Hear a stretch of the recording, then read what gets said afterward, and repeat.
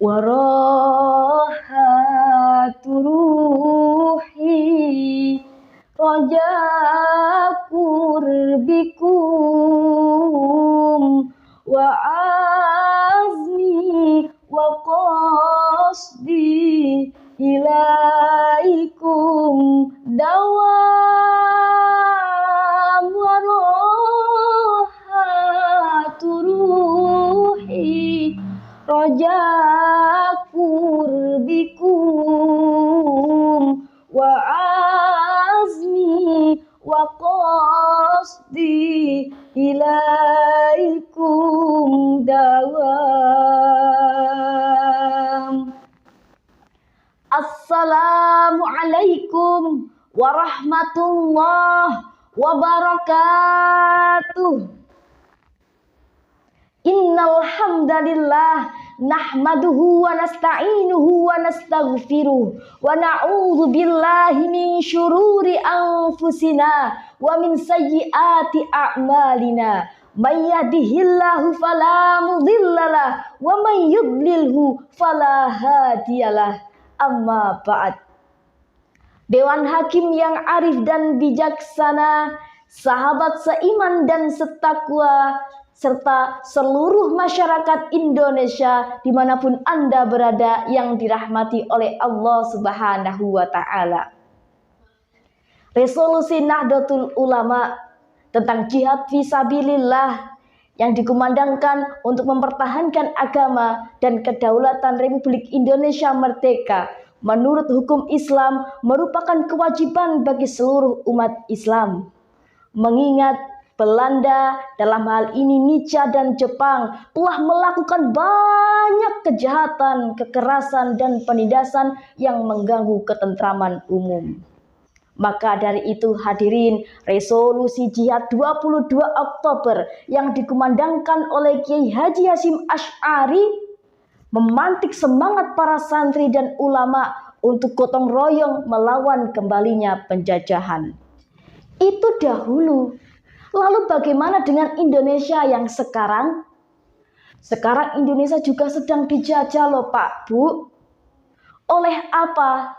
Yaitu mosrotnya moral generasi muda kita.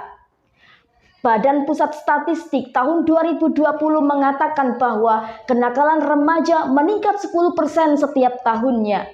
Dibuktikan dengan kasus bullying di Cilacap, Balikpapan, Gresik, hingga korbannya mengalami patah tulang dan kebutaan. Siapa pelakunya? Remaja. Kasus pembunuhan bocah di Makassar untuk dijual organ tubuhnya. Siapa pelakunya? Kasus tawuran di Semarang hingga menjatuhkan korban jiwa. Siapa pelakunya Pak, Bu? Kasus kekerasan seksual rata-rata di Indonesia dilakukan oleh siapa? Bukan Atu Ferguson, tapi garangan. Kenapa hal ini bisa terjadi? Generasi muda kita menjadi beringas, hilang empati, simpati, dan toleransi. Padahal mereka digadang-gadang menjadi generasi emas tahun 2045 untuk menyongsong bonus demografi. Bukan menjadi lebih baik, tapi malah menjadi seperti lagu. Bermata tapi tak melihat, bertelinga tapi tak mendengar, berilmu tapi tak beramal, berhati tapi tak merasa. Lalu jika hal ini dibiarkan terus-menerus tanpa adanya perhatian yang serius, akankah Indonesia menjadi negara yang aman dan damai? Tentunya tidak. Lalu bagaimana solusinya? Mari kita kembali kepada Al-Quran, surat Al-Baqarah ayat 10 yang berbunyi, A'udzu billahi minasy syaithanir rajim. Fi qulubihim maradun fazadahumullahu maradah. Maka di dalam hati manusia yang terdapat penyakit, Allah akan menambah kesakitan itu. Geleng. Sakit di sini bukan karena ditinggal nikah doi, Tapi seperti yang dijelaskan oleh Al-Baidawi dalam tafsirnya Anwarut Tanzil wa Asrarut Ta'wil terbitan Bayrud Darul Fikr juz 1 halaman 81 mengatakan bahwa penyakit di sini adalah majas atas penyakit moral yang dapat mencederai kesempurnaan jiwa seperti kebodohan, keburukan akidah, kedengkian, dendam hingga senang terhadap kemaksiatan. Lalu penyakit semua ini Pak, Bu, akan mengantarkan manusia pada kemerosotan moral atau yang disebut dengan demoralisasi. Lalu demoralisasi akan mendorong manusia untuk berbuat kekerasan, kerusakan, pembunuhan, pembulian, hingga pelanggaran hak asasi lainnya yang bertentangan dengan norma agama dan hukum di Indonesia. Allahumma sholli ala Sayyidina Muhammad. Dari penjelasan di atas Pak Bu menegaskan bahwa kejahatan-kejahatan yang dilakukan oleh remaja kita disebabkan oleh kemerosotan moral atau demoralisasi. Demoralisasi disebabkan oleh kolbun marid atau hati yang sakit, hati yang memiliki kedengkian, dendam, kemarahan, senang terhadap kemaksiatan, hingga kebobrokan akidah atau buruknya hubungan manusia dengan Tuhannya. Lalu bagaimana solusinya? Yaitu dengan memiliki kolbun salim atau hati yang selamat, hati yang memiliki spiritualitas tinggi, keimanan, keikhlasan, dan ketulusan untuk beribadah kepada Allah Subhanahu wa Ta'ala.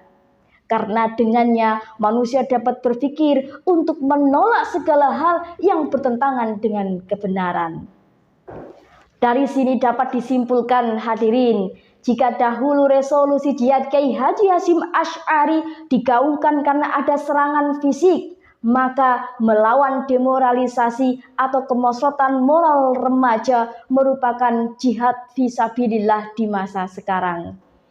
Kiranya ini yang dapat saya sampaikan sebagai pungkasan tembang Jawa. Tak kadang bisa urip mulya dadi manungsa utama ngluhurke asmane wong tuwa dadi pendekar negara gelung. Cukup sekian yang dapat saya sampaikan. Jangan mencari kesempurnaan, karena kesempurnaan hanya ada ketika aku dan kamu disatukan. Ungdur maqala wala tangdur man qala. Wassalamualaikum warahmatullahi wabarakatuh.